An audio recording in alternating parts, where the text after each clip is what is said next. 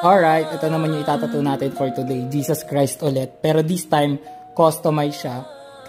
Or custom design. Kasi nandito yung picture ng anak niya. Tapos yung pangalan ng lima niyang anak. Panoorin nyo na lang. Let's go. Ngayong araw, isang murang tattoo na naman ang ibibigay natin para sa malihim na mister na may takot sa Diyos. Pero, hindi daw takot kay Mrs. Basta huwag kayo maingay. Kasi secret lang tong tattoo na to. Nasa probinsya kasi si Madam. Baka mapauwi yun dito ng di oras. Nga pala, dinayo pa natin all the way from Baras ang home service na to dito sa Santa Maria, Bulacan na boundary na rin ng Marilao. Daan ka lang sa MacArthur Highway. Pero pwede rin home service sa may tabi ng NLEX. Medyo mas malayo lang ng konti. Pero maluwag yung kalsada. Pero that's enough for navigation. Proceed tayo sa main dish natin, which is tattoo. Anyway, client requested a custom portrait sa kanyang kaliwang left na chest tattoo sa dibdib. Special lettering sa bandang baba sa mga pinakamamahal niyang anak na sila Rujen, Jerel, Janela, Madison at si Noah. Si Noah nga pala ang portrait na in-incorporate in-incorporate niya with Jesus para sa layout na napagdesisyonan namin. Yun. Last time, religious tattoo din yung ginawa natin para sa taga Paite, Laguna na dumayo sa atin. Ito kasi talaga yung masasabi ko na best seller pagdating sa style ko at yung comfort ko na design. Simula pa lang nung bata ako, I'm already showing signs and interest sa faces. Mapa-anime man yan o real life portraits. Naalala ko tuloy, yung una kong drawing with reference, si Vegeta. Bukod kasi sa lumaki ako sa bahay na puno ng mga elemento ng sining ang kapaligiran, nandun din ang impluensya ng mga taong malalapit sa akin. Kaya madali din ako nahilig sa ganitong klase ng libangan na ngayon, salamat sa Diyos at sa lahat ng mga sumuporta, pinagkakakitaan ko na. Sa lahat naman ng bagay, hindi lamang sa pagdodrawing, kagaya ng pag-aaral.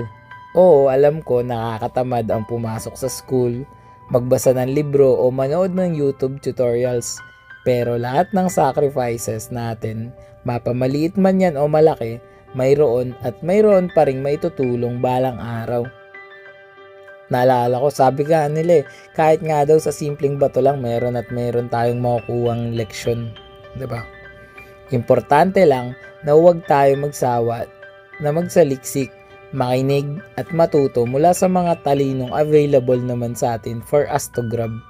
Ako, lately dami ko learnings, vocabulary, and ideas na nakukuha gamit-gamit lang ang AI. Lalo na yung voice command sa Samsung phone. Sobrang laking help yung tulong na itutulong niya, lalo na pag mayroon akong gustong malaman na kailangan ng mabilisang kasagutan, conversion, mga literature, or basta something na informative. Kahit na sobrang advanced na ng technology, di pa rin matatalo ng AI ang mga karanasan ng mga matatanda.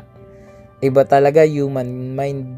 Kung sa bagay, mga tao lang din naman kasi ang gumawa sa AI. Kaya kung tatanungin ako kung sino ang mas matalino, ang sasagot ko, is tayo pa rin ng mga tao. Pagdating kasi sa memory and intelligence, tao talaga ang above among all. Walang limit ang potential, infinite ang possibilities, at continuous ang evolution. Kaya nga, andito tayo ngayon sa new era from who knows since when. Basta panahon ng bato, panahon ng lupa, panahon ng putik, kung ano yun. Ayun. Wait, balik tayo dito sa ating tattoo session. Itong si Bossing na client ay wala pa ni isang tattoo sa kahit anong parte ng katawan niya. As in zero or virgin human canvas, blank skin. Wala tong bahid ng mancha. Sabi ko sa kanya, boss, atapang-atao ka dahil hindi basta-basta ang design na napili mo at sa dibdib pa. Yung ganitong kasi kalit and ka-detailed na project, talagang masusing pag-usisa, concentration na focus, matalas na mata at pag-iisip ang kailangan sa sakitan, pati na rin sa patience at hard work.